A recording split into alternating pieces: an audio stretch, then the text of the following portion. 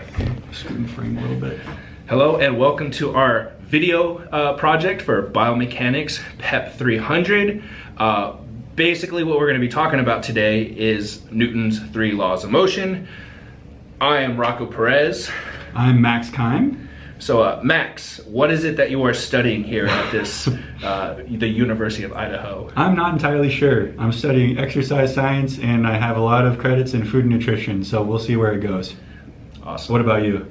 I am a pre-athletic training major. I will be starting the athletic training program in the summer of 2022. And Alexis, awesome, who couldn't be here today to film the video, but contributed to the content, is also an athletic training major, so she'll be starting the program with me as well.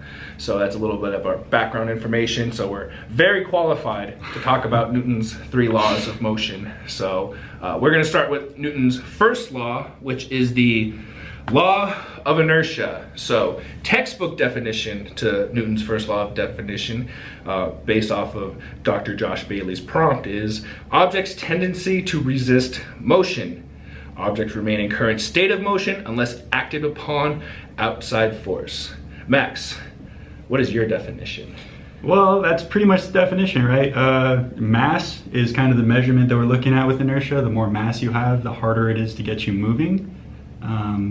It's important to look at friction. That's one of the outside forces that'll stop you from moving or hinder you from starting. Yeah, it's the body's state of rest tends to stay at rest, and the body's state of motion tends to stay in motion. And I think that's the best way that you can summarize that. You heard it here first, people. So obviously, nobody understands what any of that means, so we took the time to provide you with some examples. So I don't know if you can see that okay. So what we have here is like 2 obviously physically impressive specimens. I'll let you explain what these 2 are.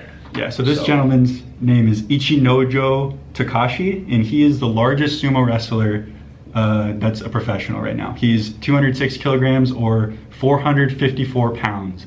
And we thought that he would be the perfect example for inertia because it's really hard to get this dude moving. He's basically an immovable object at this point. You'd need, I mean, 4 men at least to move him. I don't think this guy is gonna get anything done, but I think he's the perfect example for inertia. Yeah. Basically, he's almost as big as me, just not quite. So okay. Hopefully one day he'll get there. Going forward, we're gonna talk about Newton's second law of motion based off of Dr. Josh Bailey's prompt. That is the law of acceleration. Or momentum. Momentum, if you're into that sexy stuff.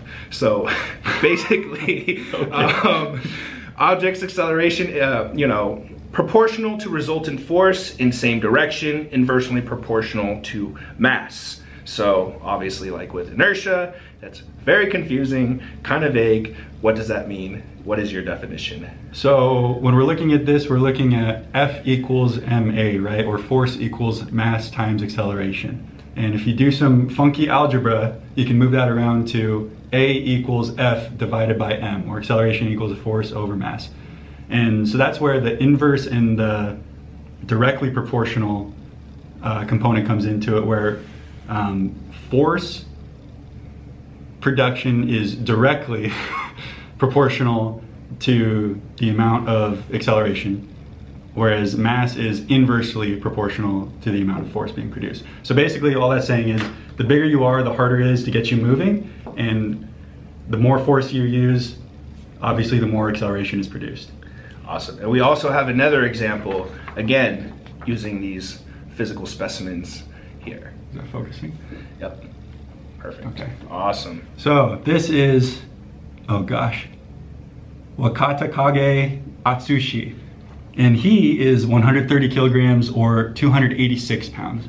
And the reason that we have him up here is because he's a very, very small sumo wrestler. The way for him to have most of his success is that he wants to get you moving and to defy your inertia a little bit. And so he wants to, as long as he can manipulate you to maybe get on 1 foot or move you in the slightest, then maybe he can score a victory over somebody who's 500 pounds. So yeah, acceleration has to move very, very fast. You heard it here first. Now we're gonna go into Newton's third law of motion, which is the law of action-reaction, which is everybody's favorite law. So obviously we're gonna have to talk about this. So textbook definition, according to Dr. Josh Bailey's prompt, because I actually don't have the textbook, is for every force exerted by an object, there is an equal and opposite force on the object. Right, those keywords by and on, right? What's interesting about this law is that it's actually a law of forces, whereas the other two are technically laws of bodies or objects a little bit.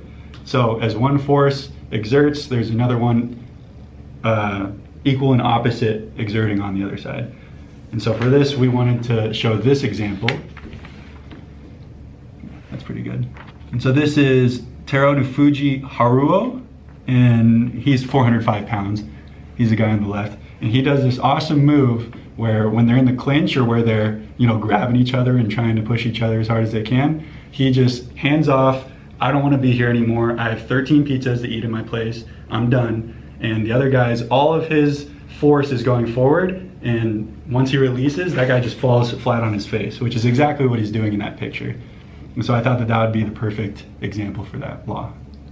All right, so hopefully everyone out there, on the internet, YouTube, all over the world, has learned something today. Hopefully you pass your biomechanics class with these, lovely definitions of the three laws of motion: the law of inertia, the law of acceleration, and the law of action-reaction.